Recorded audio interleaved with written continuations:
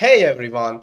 In this video I want to show you how to create nice and professional profile pictures using AI very easily. Before I start the video, please subscribe to my channel right now. Don't forget to like and comment as well. Let's dive in. You gotta get the Photolab app on your phone. You can grab it from Play Store. Once it's installed, open it up. Now you can go for the Pro version if you want. It's got some awesome features, or just stick with the free one like I'm doing here.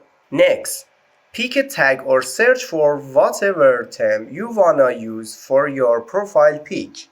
For me, I'll choose the man tag. Then, tap on any profile picture style you like. Click on Apply to yourself, and then select your photo. It's best to pick a pic where your face is clear and straight on. If you don't have one, no worries. Just take a quick selfie like this. Now, click on the little arrow. Let the app do its magic while it creates your new profile pic.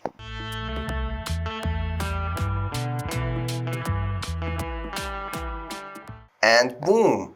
As you can see, my profile picture is all set. You can download this photo or share it directly to any social media platform you want. Thanks for watching, guys. Don't forget to smash the like button and leave a comment. Have fun, buddy!